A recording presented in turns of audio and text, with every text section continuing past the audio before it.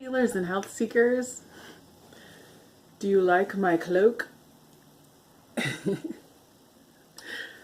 My magnificent cloak?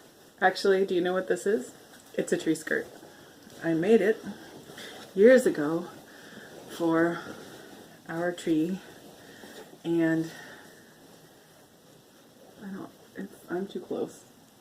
This is it.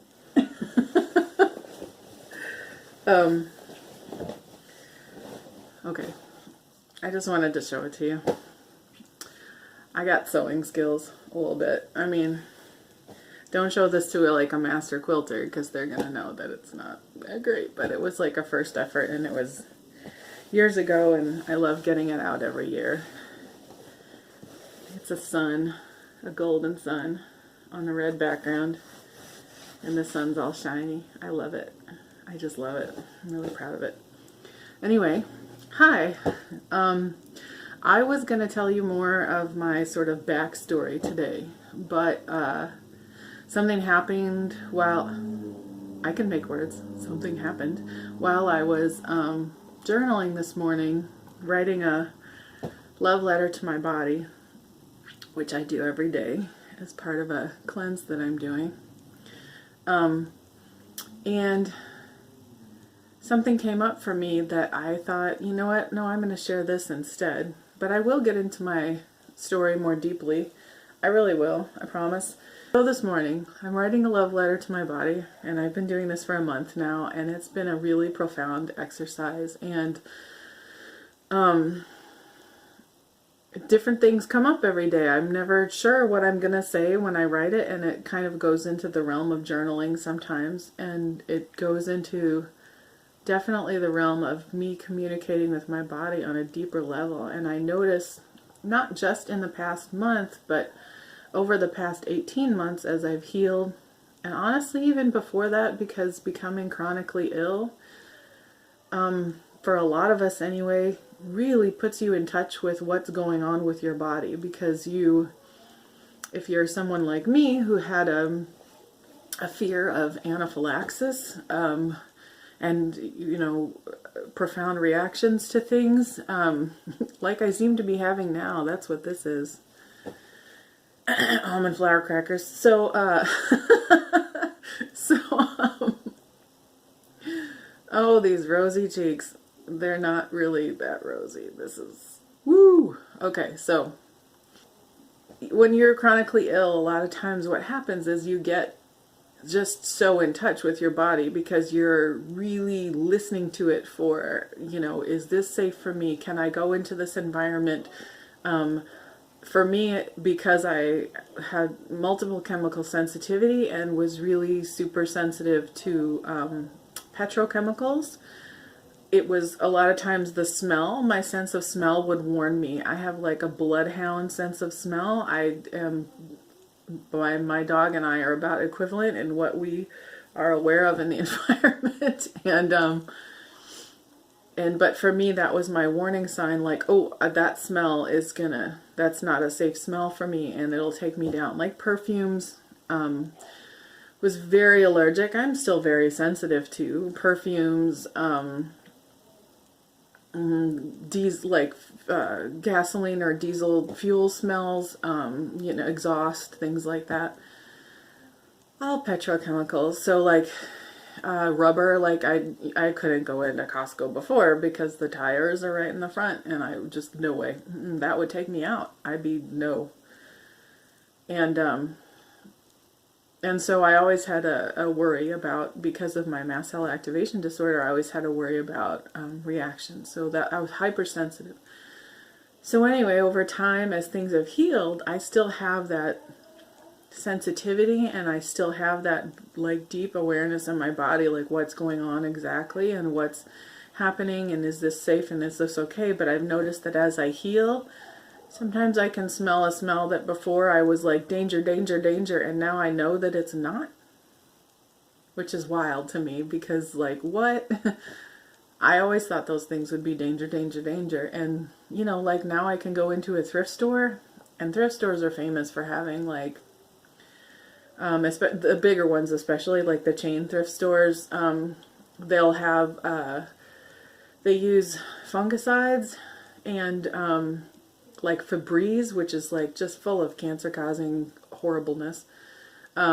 Stuff like that. They'll spray on the clothes. And then also there's just always mold in there. Mold is something I also react very strongly to, but I can go into thrift stores again. It's kind of wild because I've gotten to a level of healing. I mean, I'm not going to spend all day in there or anything, but I can go in without a mask, which is unheard of. It got to the point where I couldn't go in even with a mask, not even for 5 minutes before. And so for me to be able to go in, kind of browse around, find stuff I might want to buy is amazing. I like thrift shopping. I like garage sales and stuff like that because, you know, it's not adding to the waste stream and it's using stuff that other people don't need. And sometimes you find really cool treasures. And I just always enjoyed that sort of hunt and whatever. But I can enjoy it again. I can do it again. I don't go all the time, but you know, every once in a while I could go into a thrift store and I could pop some tags. So that's what I do.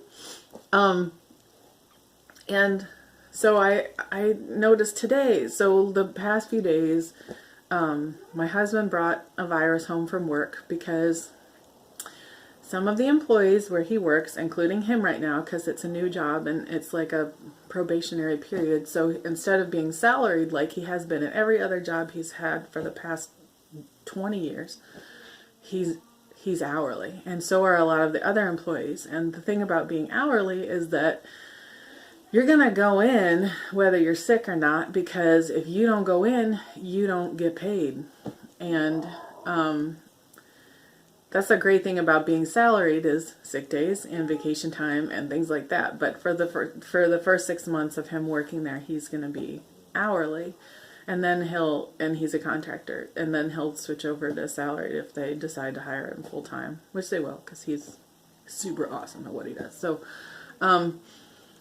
anyway, one of the employees who works there has been coming into work for like the past month and a half with like this, what they think is probably pneumonia, because it's gotten so bad. Like, it's just like he's this ongoing bronchial sinus thing, and he keeps coughing, and he's like feeling terrible, but he's hourly, and he needs to make a living, and so he just keeps coming to work anyway. So guess what? The virus has been passed around. That's how that works.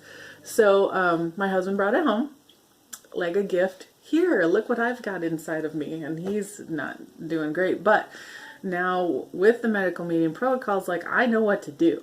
I know how to, like, mama's on it.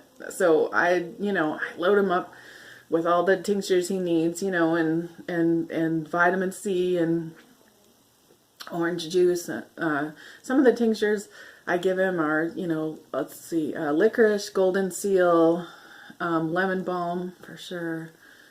Is that all I'm giving him? And then, of course, my homemade elderberry syrup that I make for us that we just take every day, twice a day, no matter what, during cold and flu season, because you gotta build that immunity. So, yeah, so I've got him on that, and then ginger orange juice shots. I have big reactions to the turmeric. It's supposed to be like, it's fresh. It's fresh turmeric, fresh ginger, and orange juice, and you do it in a shot, and it's powerful strong. And but it's really good for knocking out those cold and flu viruses that come and hang out. Anyway, I don't get the turmeric because for me, see this red? It'll be like all and then on my everywhere and here and everything. Oh, so we don't do that. But so he takes those. Anyway, I got him all loaded up, and we also do zinc shock therapy recommended by a medical medium, which is take a couple of droppers of liquid ionic zinc. We use Good State, but Iodine is another really good brand. I will link those below. And and a couple of droppers of those to the back of the throat every couple of hours. It tastes horrible, but it knocks the viruses out. It's so great. my point being, for me, so I felt that virus in my body. This is how sensitive I have become, and I was just noticing it today. I'm like, holy crap, I mean, I really know what is happening in my body on like such a deep cellular level, like tiny minutia. I notice these things. It's amazing. It's amazing. So I'm noticing that I really am so aware on a cellular level of what's going on in my body, because I knew when that virus was in me. I felt it. And it was very subtle because it hadn't started to really give symptoms. There was a couple of like a little more sniffy than I usually am in the morning. I'm usually a little bit, my nose runs in the morning ever since we've moved to Wisconsin. I don't know what that's about. But but I could feel it. I could feel my energy was a little bit lower. I could feel like there's a battle going on inside my body. So I upped my arsenal. I upped my supplements and juices, and, you know, lots more orange juice and grapefruit juice and lemon, you know, all the things with ginger. And I did all that, all the elderberry syrup. I did everything. So for a couple days, because I could feel it, and the zinc shock therapy every few hours for a couple days. Today I woke up and I could tell it's either still there, but like it's such a minute amount that it's basically gone, or it's gone. And I could feel it. It's like, oh, yeah, okay, took care of that. Now it's good. And I'm like, wow, this is amazing, because I was writing a letter to my body and telling my body about, like, look what happened and how I'm noticing this. Like, this is really profound to me, that I am so aware of what's happening in my body that I can feel this most subtle thing, because I know that years ago there's no way I would have known this. Like, I wouldn't have known I was getting sick till basically I was sick, you know, like, and once it's already like the battle is raging on and it's harder to get it out, you know, like, but I know what to do. I could do it, but, you know, like my husband already, by the time he told me, it was already like happening. He was already all congested, and it's like in him. So it's taking him longer to get out. Also, he does not eat as well as I do. He's pretty good, but he just likes a lot more of the fatty snacks, and he snacks a lot more, as opposed to being like, let's get live healing foods in me. And, you know, he's not on a cleanse. He's not as, you know, he just he eats what I feed him. He feeds what I eat him. He just eats what I feed him. So, you know, he's good about eating healthy foods. He doesn't like leave from here and go to work and like eat whatever, you know, junky stuff they have at work. He takes his own food and stuff, but he's not as, you know, every single day about the celery juice and the lemon water and the smoothies like I am. So, it's just his immune system isn't quite as great. And plus he's already let himself be taken down before. And then I'm like, wait, well, let's get all this stuff into you and you need to rest and stuff. And he was like, oh, I don't want to. That's how he sounds. Totally just like that. Okay. So, I've talked long enough.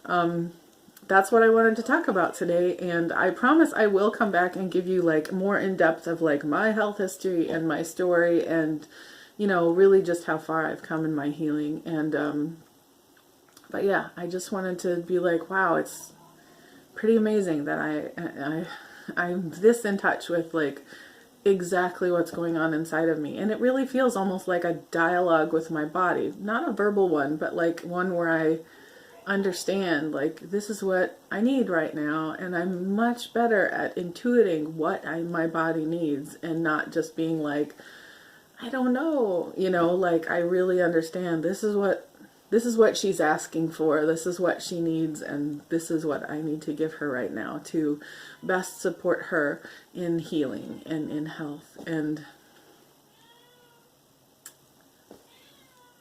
it's awesome. I'm really grateful for that. It's just such an awesome thing to notice, like, I have this level of intuition and this level of communication with my body. And I do think writing a letter to my body has really, like, shone a spotlight on that and brought much more and deeper awareness to it. And it's also really profoundly changed my relationship to my body, because for years, now I feel really horrible about this, but for years, everything I said to my body was very negative and hateful and unkind. And as I was going to say, as women in society, in Western society today, that's what we're trained to do, but really men are even trained to do it too now. And it's really heartbreaking that we talk to ourselves that way and that we're so unkind to ourselves. But this has given me an opportunity to really be kind to myself and to really see how hard my body works for me. Even when I was so sick, she was working so hard to try to maintain homeostasis and get me better, and I didn't know it. I blamed her. I blamed her for not, I was like, what's wrong with me? And it wasn't my fault. It wasn't her fault. She was working hard. She just didn't have the right tools, and I didn't know it. Now I know it, and it's been an amazing difference. Sorry for getting a little verklempt. I like that word. But it really is moving to think about the change, because I never thought, even though it's been my life's work and I've tried so hard, I never thought I could achieve self-love in this way and love my body, even though I still have so much weight to, like, there's things that you could pick apart and go, oh, that's not perfect or right or good. But doesn't matter, because I know how hard my body works for me, and I'm sorry. I'm getting a little choked up. Okay. And I know I'm healing, and that's big. That's big. These are happy tears, by the way. I'm sorry. I've been a little emotional lately. I keep getting really moved by things, and that's alright. It's fine. It's just, I go through these phases sometimes. I'm clearly having one. I'm alright. Okay. So, I will stop talking now. It's been 20 minutes. That's way longer than I meant to talk for. Have a blessed day. Keep knowing that you can heal. Keep knowing that your body is working for you. Keep seeking your best health, because it can happen. If you haven't read the Medical Medium books, pick up his first book, Medical Medium, Secrets Behind Chronic and Mystery Illness and How to Finally Heal. If you are suffering, you don't have to. You don't have to. Okay, I won't go into the story because that'll be another 20 minutes, but I'm telling you, there's a way to heal. There is a way to heal. And if you need help, if you have questions, if you want to read the book and you have questions, you reach out to me. I will help you the best I can. I've learned so much in the past 18 months, and I'm here for you. I am here for you. I will help you. You don't have to know me. It's okay. It doesn't matter. I will help you, because I want this healing for everybody. I want people to know that they can heal, and I want people, I want people to know that there's others of us who have gone through it, and we're here for you. I'm here for you. So you can hit me up on my Instagram. It's Ichota_is_healing. Ichota is spelled E-C. It's just like my channel. It's just like it's spelled on my channel, if you don't know. Or you can hit me up here in the comments. I'm happy to help in any way that I can. Have a blessed day. keep healing. Oh, self-promotion, please like this video, subscribe to my channel. If you want to get notifications when I post videos, which I will try to do regularly, ding my bell and you'll get notifications about, just click that little bell down there and it'll tell you when I post a video. Okay, bye. Bye. Have a blessed day. Have a great day. I love you. I love you. You can heal. Bye-bye.